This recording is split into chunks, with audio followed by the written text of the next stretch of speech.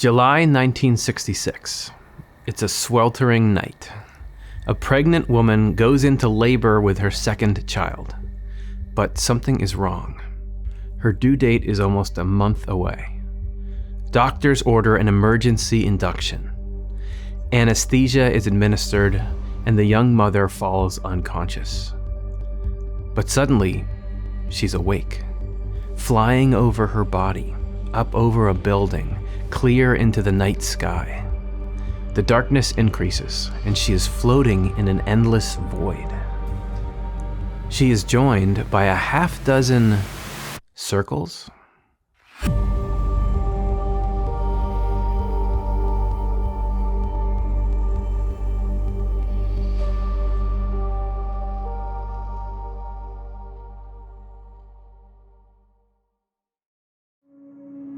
Nancy Evans Bush was raised in a Christian household. Her father was a pastor and older than her mother, who was devoted to her children. The family was deeply involved in their church. She finished school, left home to work, then married and began her family. She was 23 years old, pregnant with her second child, when her world ended. She didn't talk about what happened for 20 years. When she finally did, it wasn't to explain it. It was because other people were having the same experience, and no one was helping them.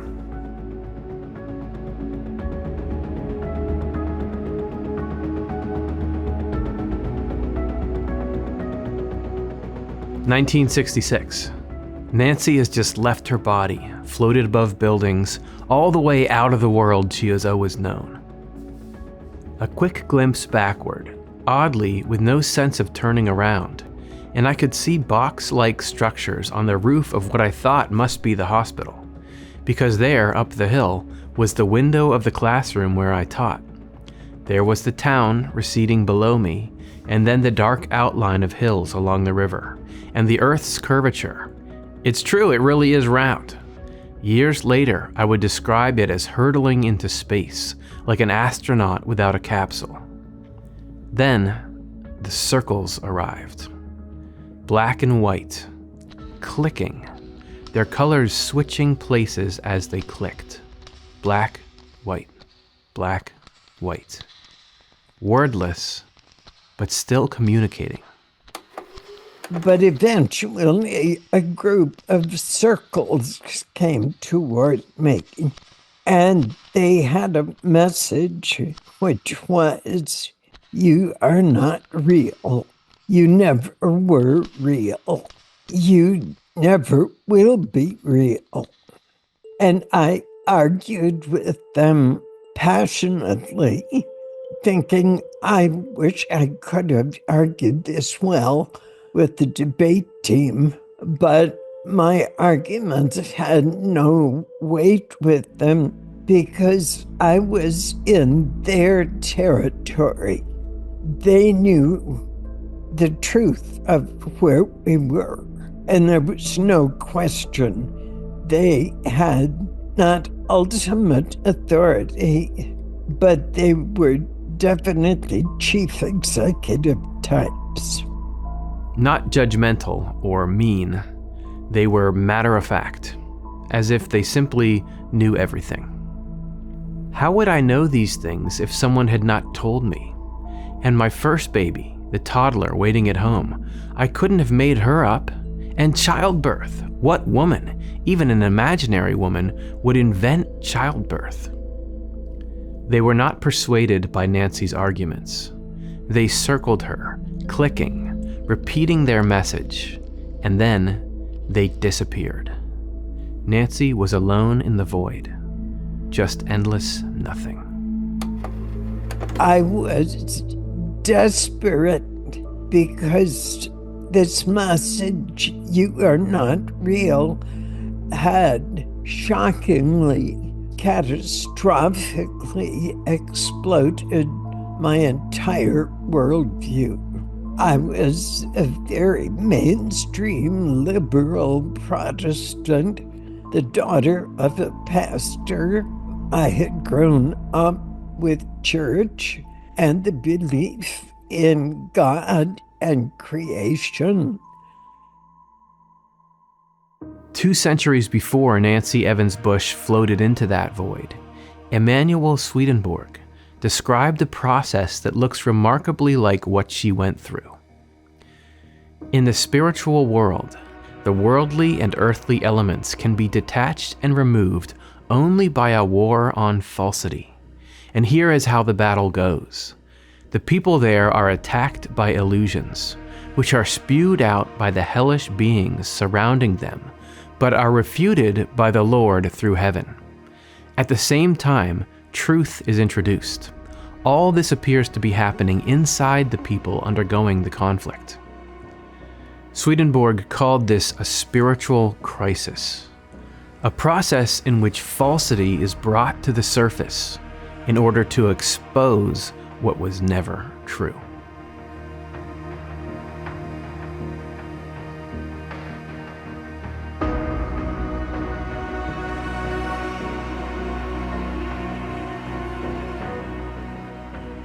Suddenly, Nancy woke up. Her baby, born premature, remained in intensive care. Nancy was so upset that she was released early from the hospital. The staff assumed it was related to the baby's condition, but Nancy knew better. She didn't know how to tell anyone what she had seen. She almost told her husband, then stopped herself. Soon, the baby was home, healthy, and in need of love and care.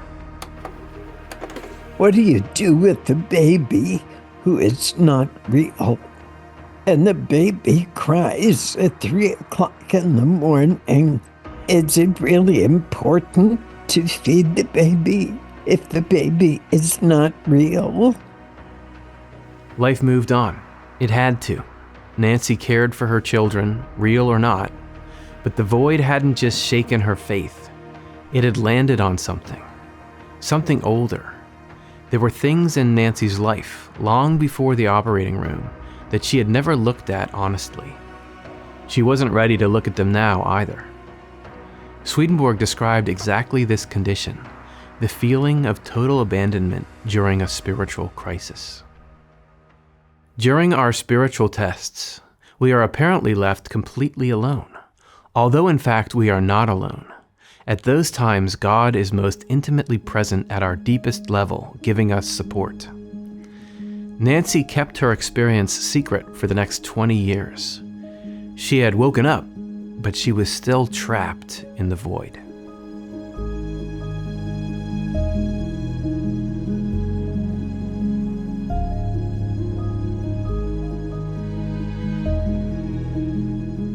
Years go by. The baby, once so weak, is now a boisterous 6-year-old. Nancy visits with a friend for coffee. As the friend walked casually into the kitchen, she pointed to a book on the table in front of Nancy. Nancy picked it up. It was by Carl Jung, Man and His Symbols. She flipped through it, fascinated by the illustrations and images of symbols from global history. But then, she stopped dead on one image. She was looking at the circles she had seen in her near-death experience. They were true. Someone else knew about the circles. In a storm of terror, I hurled the book across the room and fled from the house, too frightened even to say goodbye.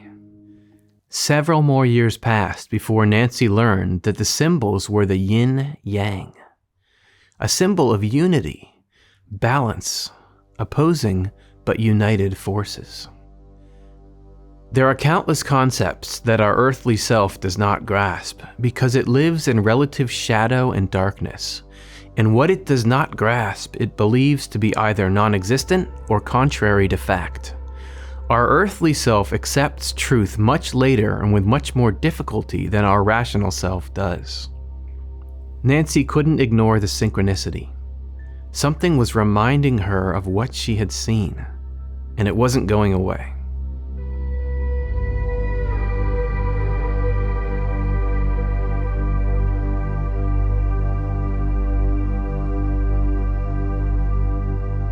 The yin-yang symbol is not traumatic.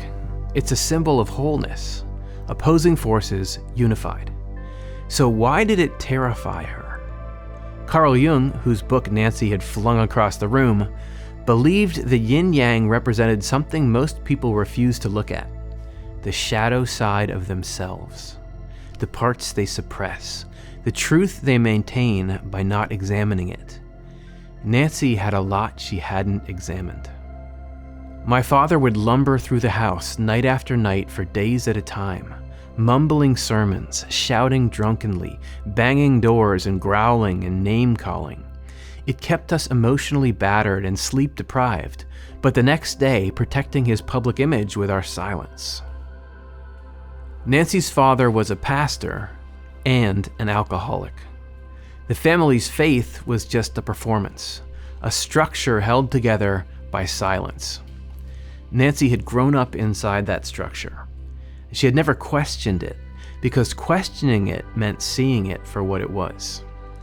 The void didn't attack reality, it attacked her reality, the one built on a foundation she had never been willing to look at. What I think it means is your particular worldview, in this case, the liberal Christian worldview, is not the only perspective there is in the world.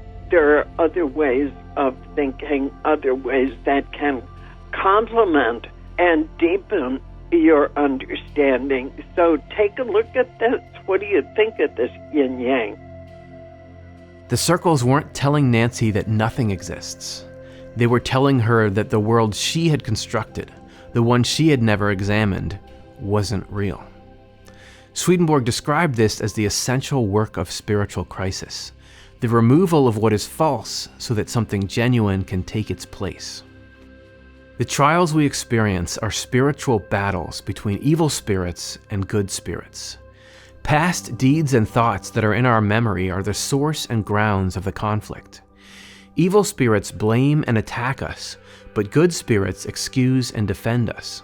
The struggles seem to take place inside us, because whatever comes to us from the spiritual world presents itself not as coming from there, but rather as existing right within us. When we face these challenges imminently, then, the Lord reorganizes our inner attributes, or the truth and goodness we possess. He brings these into a state that allows us, through a direct inflow from Him and an indirect inflow through heaven, to resist the falsity and evil that come from the hells. In this way, we can be protected while we are in crisis.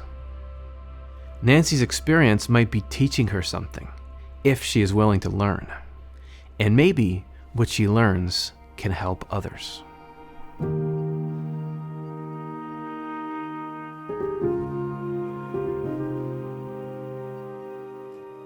In 1982, Nancy found a job opportunity at a small startup nonprofit that was looking for an office manager.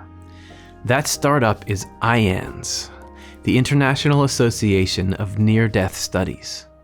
She got the job, quickly diving in and rising up to become executive director. Most of the stories IANS collected were effusive, brimming with love and light and warmth and forgiveness and tear-filled reunions with loved ones. Nothing like Nancy's eternal void of artifice and executive non-judgmental yin-yang circles. But every so often, she'd hear a story like hers, dark, distressing, destabilizing. She began to collect them too, to document patterns and analyze what people had seen. Yes, a distressing near-death or similar experience is difficult to go through, but this is a puzzle, not a punishment. It does not mean the patient is a bad person or doomed. Saints have had experiences like these.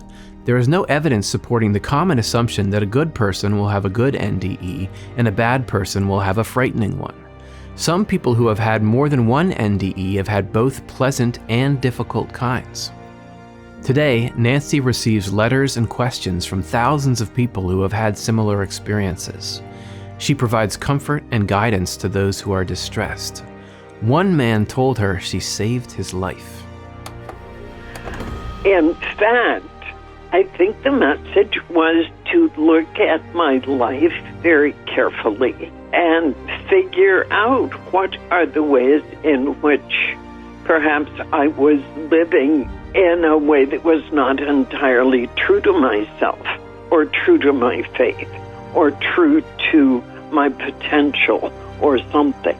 So I think there was a deep, deep, meaningful purpose in this message, though it was quite literally as painful as hell to sort out. Swedenborg wrote that false convictions have to be broken before truth can even become visible.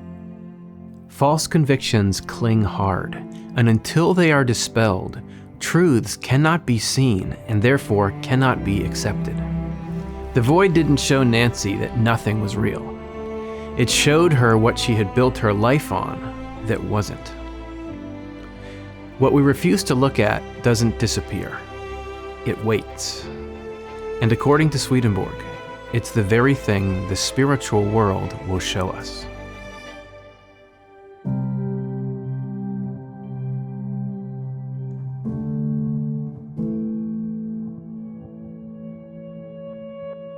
Hey everybody, thanks for watching. Hope you enjoyed that episode of the NDE Files. This show is produced by the not-for-profit Swedenborg Foundation. If you want to support us and the creation of this program, consider becoming a member of this channel. You'll get some cool perks and help know that you're spreading this content out for the next person to find. Thanks.